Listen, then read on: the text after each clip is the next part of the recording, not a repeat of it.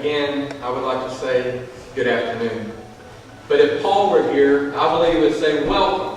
You don't have enough color on, you don't have your construction paper drawn yet, you do not have your pride banners ready, let's get ready and roll. Because Paul would be excited about what today is. Today is a celebration of his life. As you look to the right and to the left of each other, you will see many lives. Each one of these lives beside you, from the right to the left, are lives that God has blessed us with. And God blessed us with Paul's life.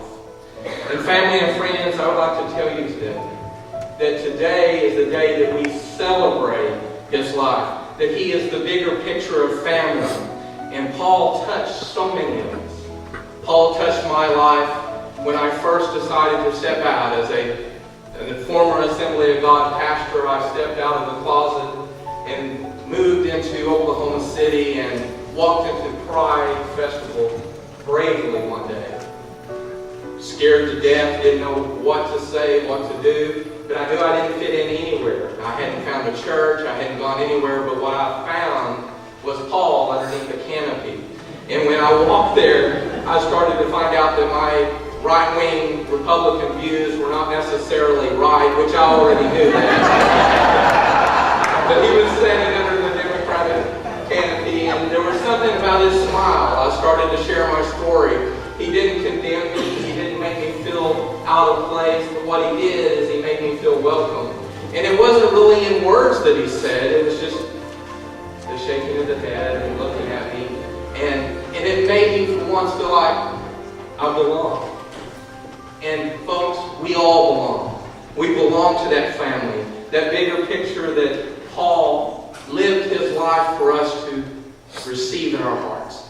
It's a love that comes only as a gift from our higher being. And it's something that I saw in him. Went through the meetings that I attended through Pride. That just, it doesn't matter if we started out the meetings at times there at Expressions at the last few months that there may have only been a handful of people at the beginning. He said, well, there's enough, we can get started. And then after he said that, it never fell. Here came everyone else. And it's such love that he had for the people. Paul was part of the community. You are part of the community. So what we need to do as the family of this community is celebrate Paul's life by extending that same love to people that are different, people that stand out, people that believe differently than we do. All the outcasts we need to be there for.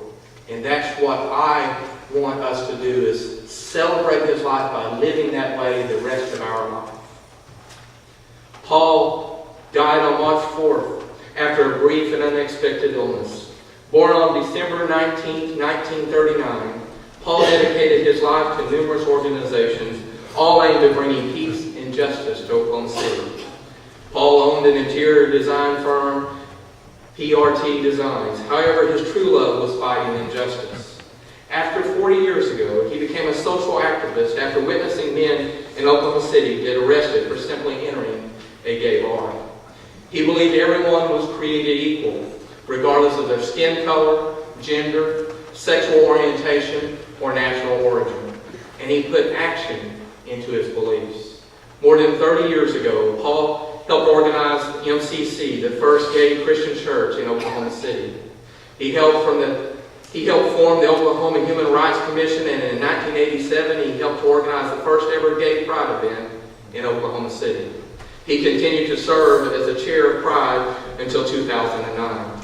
He served for many years as a member of the NAACP board, as an organizer of the MLK Gay Parade, as a co-chair of the Oklahoma Gay and Lesbian Political Caucus, as a member of the Oklahoma Democratic Party, and as a volunteer on many political campaigns and social issues that affected all Oklahomans. Paul could always be counted on to speak at a rally, navigate City Hall for demonstration permits, tell a funny story, make hand-colored banners, walk in a parade, set up a meeting, write a to-do list, so small you needed a microscope to read it, serve delicious buffets made entirely from bargain bin food and from buy for less, and a host of many stuffing party stuffers. He was not only known for wearing matching socks, and if you've ever been in any of the projects, you saw those socks. Socks and shirts in different rainbow colors every single day of the week.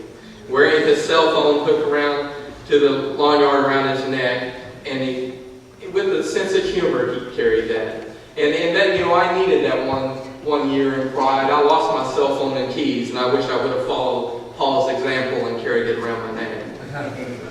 But I want you to know today that we're here as a family. We're all here regardless of our orientation, race, color, smell. It doesn't matter. We're all part of the family of God. And Paul would want to say today, welcome.